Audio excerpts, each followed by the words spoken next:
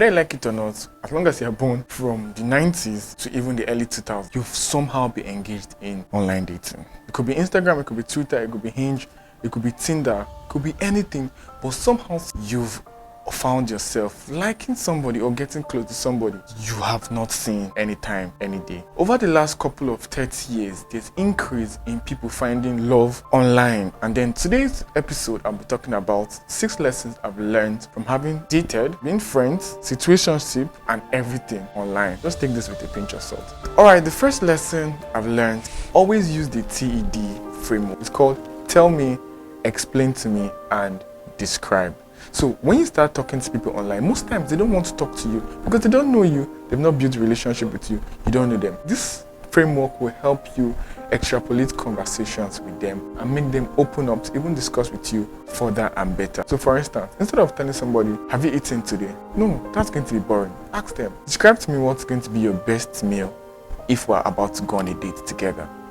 Ooh, that's going to be a difference entirely. Or explain to me what is your favorite moment you've had with anybody.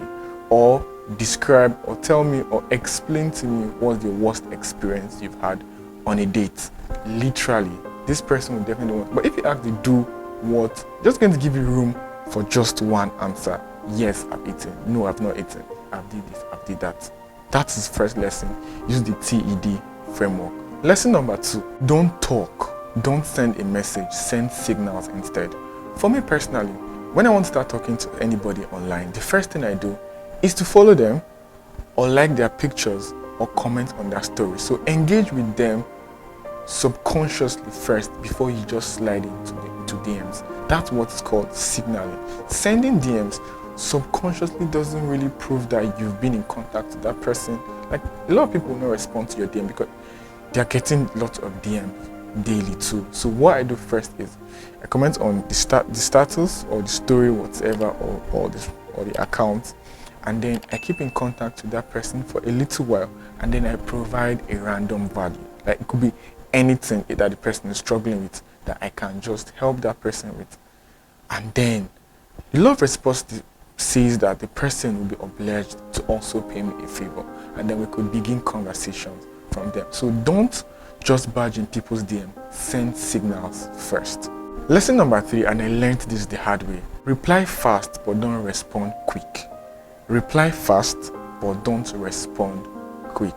Now, it's very important that you actually reply to the person, whatever they're saying, but don't respond quick. Don't act like you don't have something else to do. It gives the signal that this person that we want to build a friendship or a relationship with online is jobless. And when it looks like you're jobless, you're literally proving to the person that you're not worth that person's time. A lot of people love when they crave something and they don't get it, especially the opposite sex, which is female from my perspective. So most times they want something that they can't get, but they would really love to get it. So my dad once told me something. He said, most girls want you to be doing something more than they want you around them.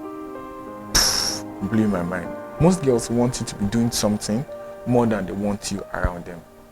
That alone has answered that question.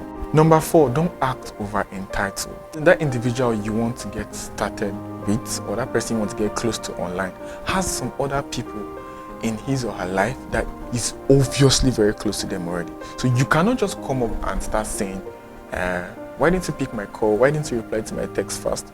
Who are you? Like, why do you demand such respect? So the first thing you have to do is act all cool and take. Once you build enough communication, interaction, and that is the point where you would now begin to act up. It could take you 6 months or 1 year building that relationship, because it's very good. Most times we trivialize relationships online, but trust me, it has really helped me in a lot of ways that we'll talk about that in a separate video entirely.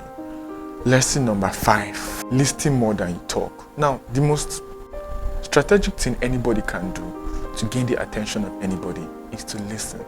Listen to them. Now, the truth is, a lot of people online, a lot of relationships built online is as a result of problems they've shared. So people love to talk about their problems with people they perceive and that act like they are trustworthy and they are matured enough to answer them. So when that person is talking, you're also talking. You are demystifying the fact that you are there to help. And we all know what emotion is to people. When people have started investing emotions to you, that literally means they're beginning to give you their attention, because time is money, and anyone that can invest money can also invest time, and anyone that can invest time can also invest money. So try as much as possible to listen more than you talk, especially as a beginner that wants to build a relationship. Now, this can be used only positively, because whatever I'm talking about here should be used positively. This is to build healthy relationship with both males and female. Nothing extreme, nothing sexual. You should just stay away from that. Please and please build only positive relationship with these lessons I'm sharing that I've learned over time by building relationships online. Alright, the sixth and the last and the most important is to heal before you get into anything. Like, it's very, very painful that you want to get committed with something or with someone, especially online, that you've not healed from your past or from your previous experience you have with someone.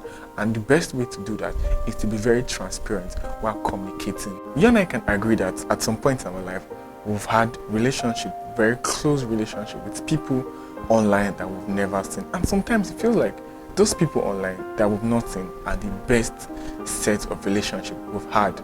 How can we replicate this over and over and over again? I've been in contact with friends online, both females and male, that I've never seen, and it has felt like the best set of relationship. For me, I'll call them dating, because what is dating? I think that's a different thing entirely.